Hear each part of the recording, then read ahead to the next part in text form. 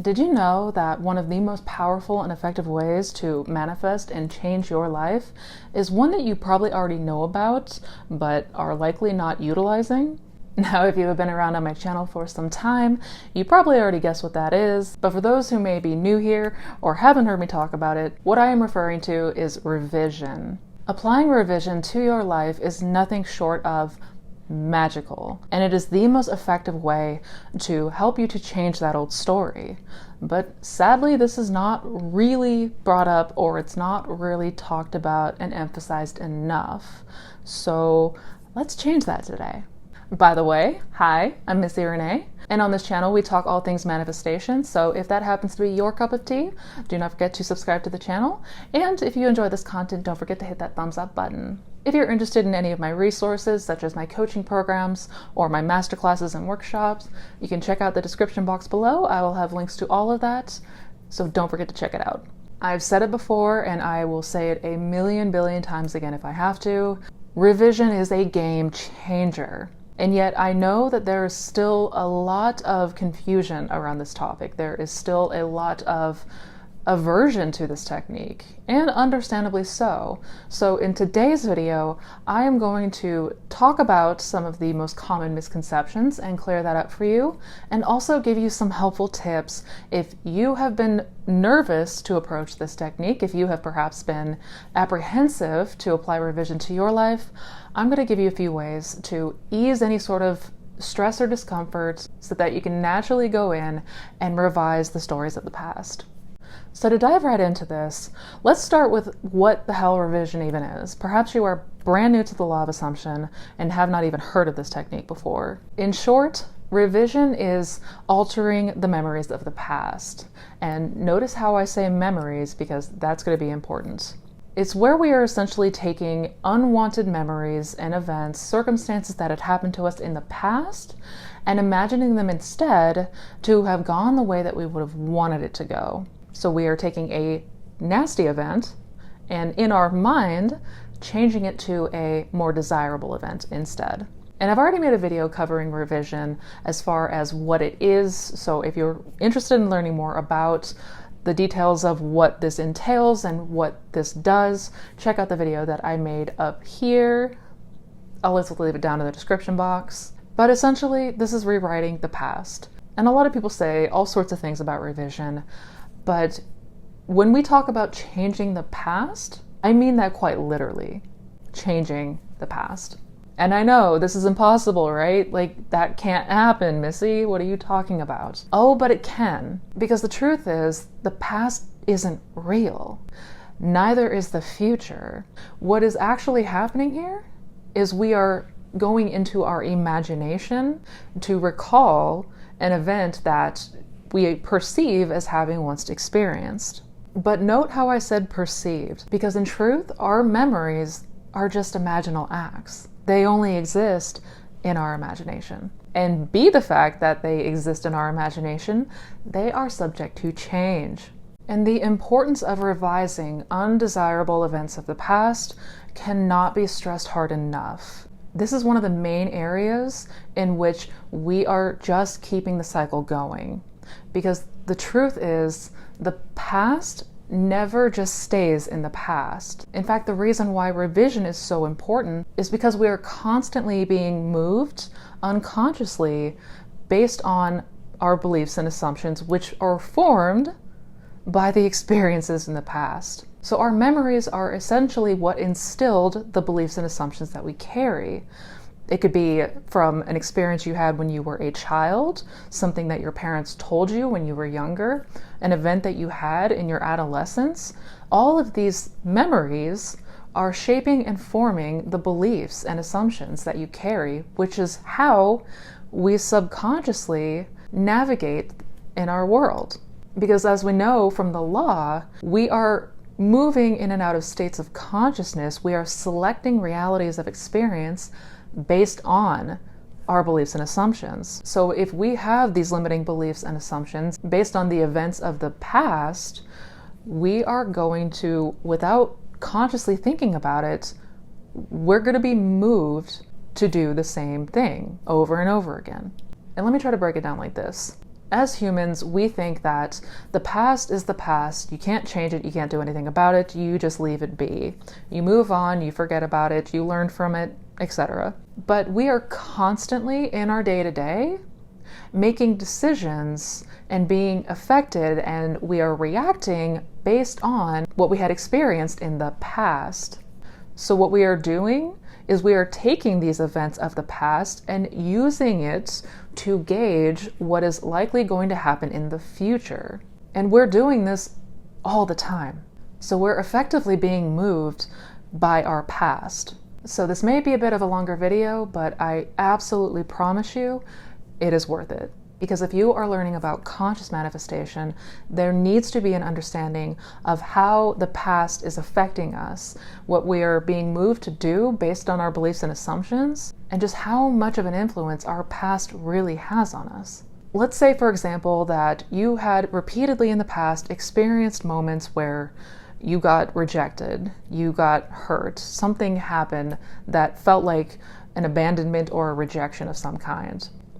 You are going to be ever cautious about what you're going to do in the future because you think that you're just going to wind up being rejected. And again, a lot of the times we're not even conscious that we're doing this. And this is especially important for those people that are manifesting a specific person, which a large amount of the community is doing just that. Because when it comes to manifesting specific people, in most cases, this involves somebody who is an ex or somebody that we have a history with, somebody where there is a good deal of story, and that story is not always very positive. Okay, so we understand what revision is and the importance of it, but what about some of the areas in which people are struggling to apply this? One of the main reasons that I hear from a lot of people is the apprehension that we feel of recalling a negative story. It can be incredibly daunting and scary to even think about recalling an event that was really painful for us. We do not want to leave that impression again. We do not want to relive that moment again if it was painful. That is not what we are doing here. And it would help to better understand memories and how they work to help alleviate some of that fear and get a better understanding of how we can go about recalling memories without being triggered and staying in a vicious cycle. When a memory is formed, the brain is essentially recording the event that just happened and storing it away. So you can sort of think of it as a permanent storage in the brain. It is the recording and storage of the events that happened to us. So when we recall a memory, the brain is essentially going through the bank of memories and retrieving the one specifically. And it was once believed that this storage was permanent, that once a memory was recorded, that it could not be changed or altered. Now, it is true that if we do not recall a memory, that it is permanent and that it will not be altered. If we do not recall a memory and bring it back up into conscious awareness, it is going to stay in that storage vault the same as when we experienced it. But here's the thing.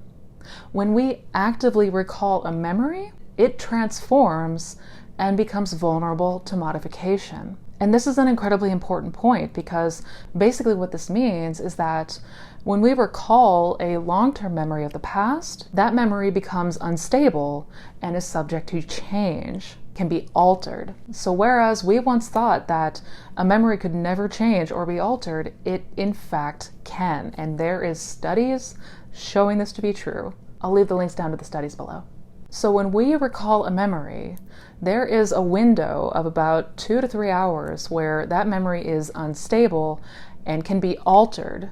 It is possible to modify this memory before it reconsolidates and settles back down again. This is why, paradoxically, it can actually be very good for us to recall bad memories because we can actively change them. And there are therapies that do just that. So we know and understand a bit about the importance of revision and how when we recall memories, they can be subject to change. But how do we go about changing them? Because one of the other big areas of resistance for people is the changing aspect. For many people, when we try to go in and imagine a different outcome, our mind tries to fight us on it. tries to say that that's not true and that didn't happen. And it feels like we can have a difficult time trying to convince ourselves that this new memory is real. Well, in this case, we don't want to try to lie to ourselves. We do not want to try to convince ourselves or coerce ourselves into thinking that this new altered memory is now it. We can know and understand that this other unwanted memory happened. All we're doing now is envisioning a way that it could have gone different instead. So instead of trying to sit there and fight with ourselves and lie to ourselves, we're saying, okay, how could this have gone instead? This terrible thing that happened, what if it had gone in this way? Because again, we understand that all of creation is finished. All states of consciousness, past, present, and future, already exist, and it exists right now, including the state of the past that went the way you would have wanted it to go instead. That past event is a real, solid reality. So we're just going there in our imagination. We're just allowing ourselves to sort of take a trip into that state and let us see and experience in our imagination what it would have been like if this other thing had happened instead. Again, there's no need to try to lie to yourself or trick yourself, convince yourself that this new memory is real and that the old one is not.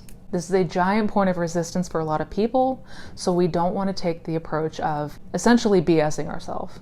So if you have struggled with revision up until this point, here is a 4-step process to help you better revise and change the events of the past so that you can better alter your events in the future.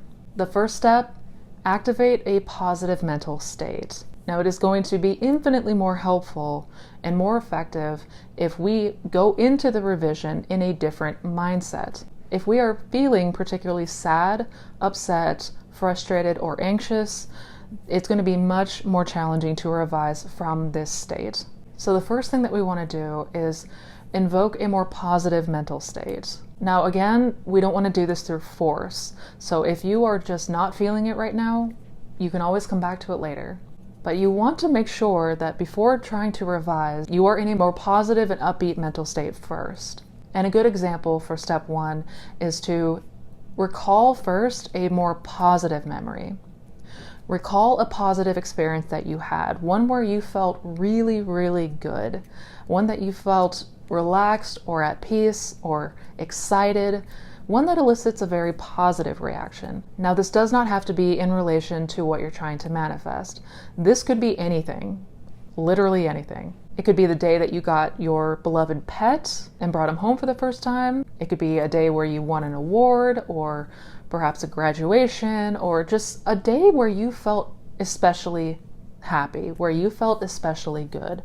Recall that memory, or memories like that, first.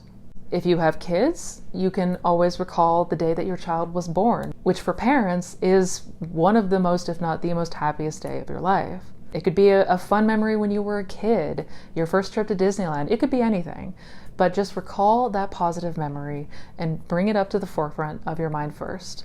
Step number 2 is to enrich that memory or memories. All too often, we spend so much of our time enriching the terrible memories. We'll spend hours, sometimes even days or weeks, just ruminating and enriching a very sad memory or a memory that was very enraging. Well, here we are doing the opposite. We want to enrich this positive memory that's in the forefront of our mind. Take the time to really deepen this experience and really let yourself immerse in how you felt in this good memory. Picture your interactions with loved ones and just let yourself really drink in this experience for a good 20 or 30 seconds. But you want to make sure coming out of this that you feel really good to the best of your ability. The third step is to absorb it. And this is deepening the experience. You want to imagine that your mind is just drinking this up. You can imagine and feel all the cells in your body just being nourished by this mental experience and how good it feels. Let it fill you at the soul level.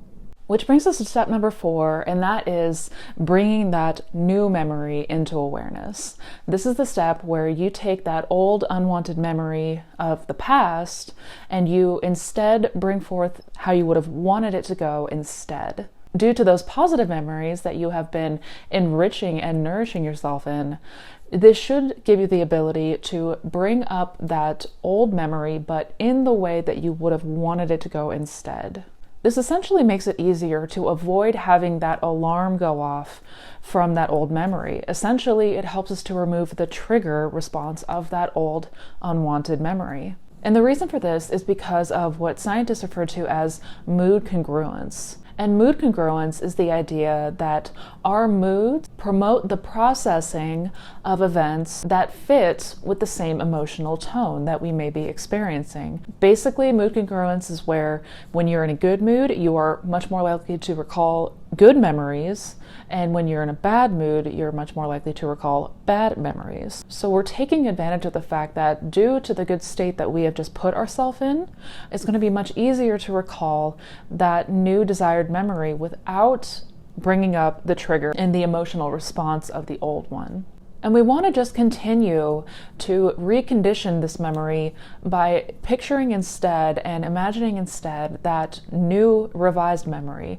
We want to continue to enrich that new memory and see it in your mind played out in the way that you would have wanted it to go instead. This is essentially us taking advantage of the fact that our memories are malleable for a period of time. After we recall a memory, there is a 1 to 2 hour period, especially, where we can play around with that memory and we can essentially revise it. And science has been showing this to be true.